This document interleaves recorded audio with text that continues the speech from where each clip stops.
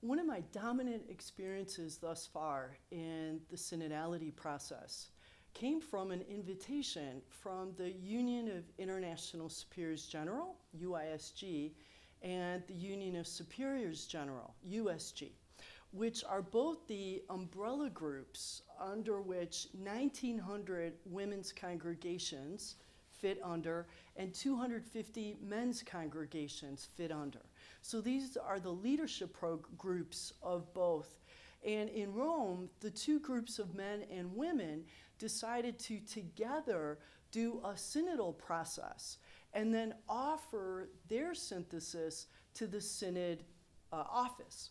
And so there were two of us, women religious theologians, and two of us, male religious theologians, who were asked to come together and create a process that would be done in many languages and sent around the world.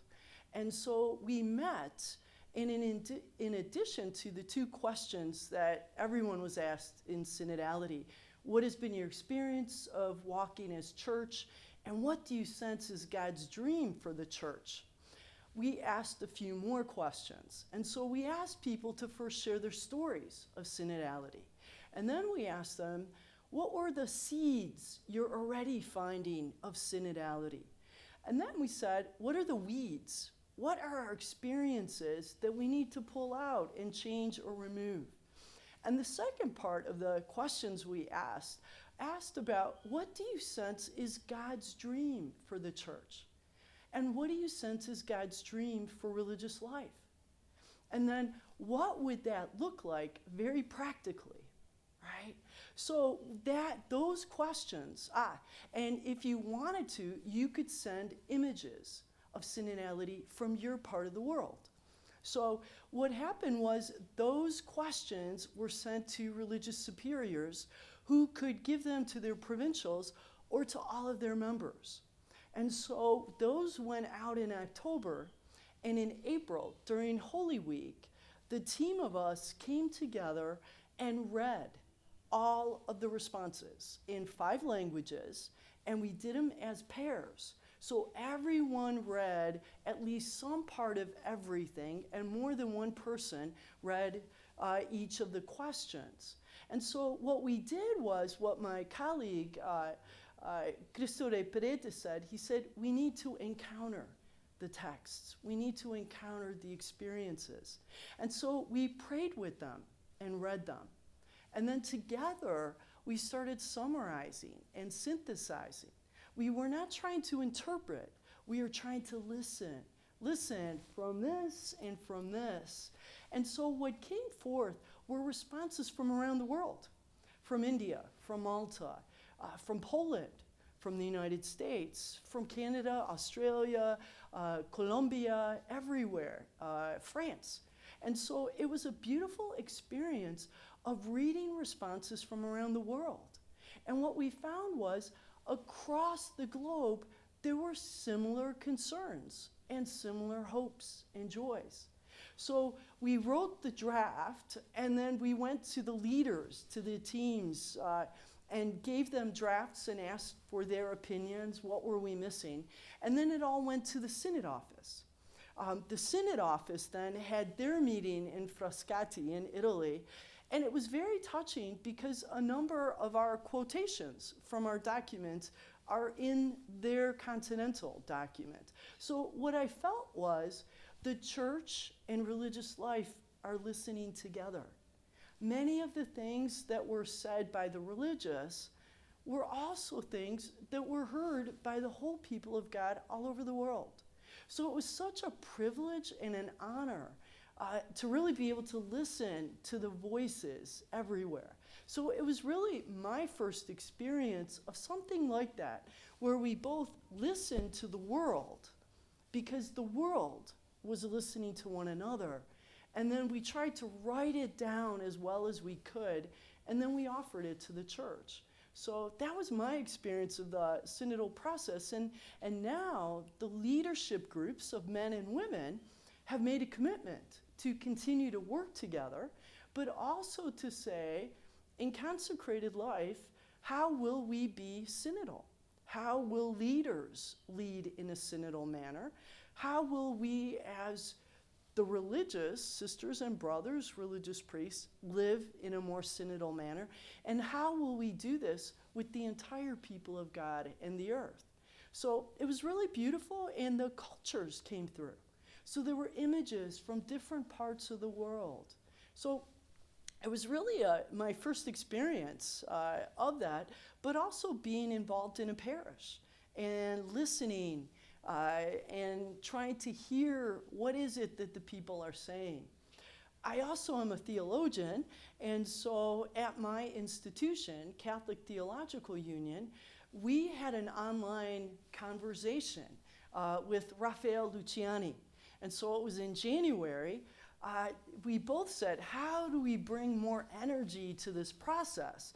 Because we were not hearing as much in the parts of the United States we were at. And so we said, what if we model a conversation, a synodal dialogue? And so we did, and we didn't know, would 6 people be interested, 12? 1,200 people signed up. It was all online. And so it was a beautiful experience. And we did a follow-up then with Sister Natalie Bakart in springtime. So it's really been my sense of the first step in synodality is to listen, is to bring every voice possible, and particularly to look for who's missing from this table. That's what every ethicist must ask, whatever our conversations are. Who's here, who's not here? So is it the voices of the children we're missing? Is it the voices of the elderly? Is it the voices of women? Is it boys? Is it men? Whose voices are not here? Is it of the refugee? Actually, an interview went, a whole synodal process was at a refugee camp in northern Uganda, which is very powerful. And these were not people that were necessarily Catholic, but the sisters had a process, and they asked the refugee people, persons who are refugees, and said, what do you think the church is being called to? So it's really been a wonderful experience of the whole church and in the world. And so that's been a wonderful thing. As a theologian, because I think that's one of the pieces we're bringing in this conference is to bring in too, is, how do you bring in, and what is the contribution we can make? Well, theologians first also need to listen, right? We're used to talking, but we're also being asked right now to listen, and to listen for the voices we don't always hear. The second thing is to say, what in my area of theology can be an offering to synodality? And one of the areas for me is the area of virtues and virtue ethics. So virtues ask the question of who are you, who do you want to become, and how do you get there? But virtues are both dispositions and practices. So to be a synodal church means I have to have the attitude of synodality. That means I have to have in my heart, in my spirit, a desire to walk with people and to listen and to engage and to go places maybe I don't know, right? And the other piece, so it's the attitude, the other is an action.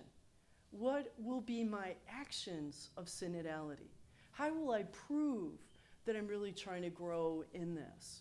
And so I think those are certain areas that we've got to be attentive to. I think a place here like India and this conference you're doing is a great reminder that our theology has to come from a number of countries and cultures and viewpoints. So what I might bring from the United States and our sense of hope and optimism in what's possible, gets brought into a far more interreligious context here. And in other places, I'm listening to the encuentros, the encounters that are happening in parts of Latin America. So theology today is also shifting because we need to listen to places from all over and say, what is it that we can hear from one another? Right? So I think that's a piece of it, and bringing in this. And I'm part of a group right now. It's a virtual table of theologians that are asking, how do we participate in this? How do we bring our gifts and skills as theologians to serve the church? Because that's what we're all called to do. It's not one group, a synodal group or this group, but we're to do it together. And so that's a piece of this as well. Maybe speak a little bit about religious life and what the call is. I'm doing more work right now on religious life and synodality. And one of the things I'm finding is there are many gifts that religious life can bring. So we have a sense of how to do communal discernment, right? How do we discern? Our general chapters do discernments and things like that, and we learn discernment as part of the vow of obedience, right? We also have more experiences, I think, to offer in the church of how do we do servant leadership? How do we do governance models that are inclusive, that bring various voices together? I also think one of the gifts we can bring is collaboration. Many of our communities have had institutions. So in a place like, Christ College University, you're working with many different people. So what does it mean to collaborate? But I also think this is a new moment, and it's asking new things of us. So one, for example, with discernment, we're using a very Ignatian model of spiritual conversations, and those are really wonderful.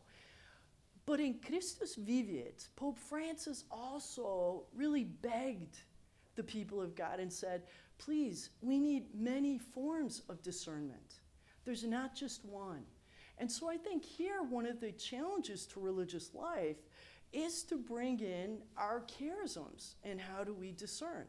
So this is a school of the Carmelites of Mary Immaculate. What does your charism bring to discernment? How do the CMIs discern? How did the Holy Spirit's sisters discern? How did the Franciscans discern? So we're being asked to articulate this, because to be synodal, we'll have to be discerning. And what are different ways? So then I'm going to offer just a couple more things, if I may, about what I think religious life not only offers, I said those three, but what we're being invited to that's calling us forth, right? So one of the things we're being invited to that's really needed in religious life today is during this synodal process to acknowledge our need for renewal in our communities. There's a real need for that, to bring in dialogue in new ways. How do we talk with one another with greater intimacy and with greater possibility to dialogue across differences even, right? Because anything we learn, we can offer the wider church, right? We have a church that has divisions. We have a world that has divisions. So one of the calls for growing as communities is going to be to look at how do we dialogue and to build those skills. That's what synodality is asking us too. A second piece in that same point on community we're going to need is we will have to, along with the whole church, attend to wounds. We have hurts, we have vulnerabilities, we have wounds that people have, and from community life, from ministry, from life. And also the abuse scandal in so many places in the church, it says to us, we have to find ways to attend to the wounds. And I think part of the renewal of religious life today will be asking us to attend to the wounds. Just as the church on the synodal way, if you walk with one another, you'll hear each other's joys, delights. You'll also hear one another's sadnesses and hurts. So that's a call to religious life right now, is how do we attend to both our vulnerabilities and painful spaces and allow them spaces for healing? And there are whole processes for that. We don't come to this without resources in our tradition, in our sacramental tradition, but also our ethical tradition, our moral tradition in there. A second point I would like to say that religious life is called to grow in, and therefore will help, I think, the whole church and the people of God in general, is if we could find ways to live and model male and female, women and men, religious, working together, right? To model new ways, because in so many of our societies, we still don't know how to do that. So what if religious, right? And we have some charism families that have women and men in them, or that wide family. What if we could find a way, to say, how might we work together more? Like USG and UISG are trying to work together as leaders. What would it look like if we could witness to the reign of God? The reign of God where Jesus says, I love you all and you are equally mine, and I need all of your gifts. So it's a real invitation for growth for everyone, for the women as well as the men in there. And the third I'd like to say, as a real call of synodality, is we do collaboration, but there's whole new ways and whole new waves that we're being called to be open to the Spirit too. We could say, yes, we have men and women and sisters and brothers teaching in our places. There's something more being asked of us. And Pope Francis is asking that of us too. One of the things we've been asked is, where are the peripheries? Where are the peripheries? And we're being told as religious, you're doing great things. Please, thank you. You have responded. But there are new peripheries, new ones, real, existential. There are new ones, and can you help us with those? And one of the challenges religious life has is we'll say, but we're already doing so much. We don't have more people to start this. But that's not what synodality is asking. Synodality is actually saying, if we have 3 schools, and we're in places where you don't need those, but we need this, could we work together? And some of the people here might go somewhere else. And we might move and say, let's create this. The other way of collaboration will be to be listening to the people, and it won't necessarily be the religious who will lead, but we'll be listening, and together we'll say, here's the need. How do we do this together? So there's so much possibility, and honestly, it's the Spirit that's leading this. We can't do this on our own. The Spirit is calling us the same way. I wasn't alive for Vatican II, but the same way that I hear people talking about the Spirit moving in Vatican II is so clear. We're being called from our tradition to move forward with the Spirit, leading us to listen to it's in Gaudium et Spes, to listen, to the guidance of the Spirit walking among us. Right, and maybe I will just, end with a quote from Romans 5:5. People say, how do we do all this? How can we think about this? Why do we have hope?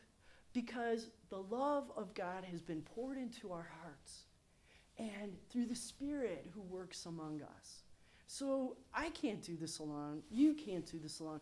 But together with the Spirit, with that deep sense of what we're being called to as gospel women and men, in a world where God will have so many names and with so many others, right, to find our way together. And it's a blessed journey. We have no idea where the Spirit's going to take us, and that's because the Spirit is always far more creative than we are, and will always give us what's needed. So I'm grateful to be here at this conference to learn so much from colleagues, and I thank you for that and look forward to learning a lot from everyone here. Sure. It can't end with listening, because synodality is about mutually receptive listening, participation, engagement, and then it requires us to respond, to say, what shall we do? Where shall we go? And what does this mean?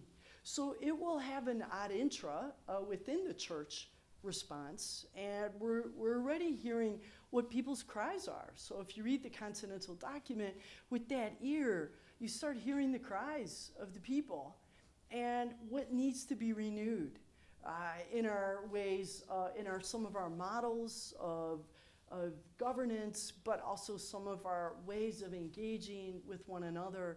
And then it will also ask us, synodality is saying, how do we respond to the world?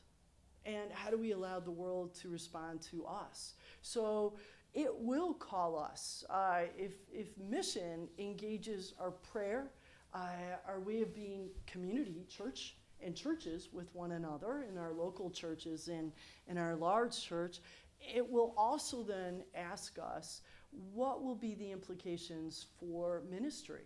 What will be our implications for interreligious dialogue, ecumenical dialogue? What will be the implications for reaching out to the people who feel that they are rarely heard or not welcome in the church? What does that mean for LGBTQ? What does it mean for different groups, different castes, different classes, different, in the United States, we're looking at, does the Black church feel welcome, right? The Latino community, do they feel welcome? So there's the Asian community and the communities, they're all communities. How will we include?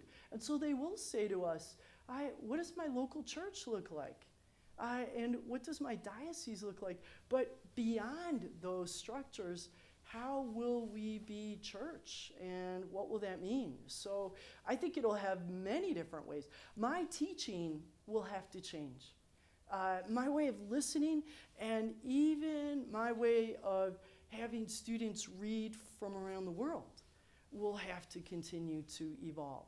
So all those kinds of pieces, it will have a real, it has, as we say in the United States, the rubber has to hit the road.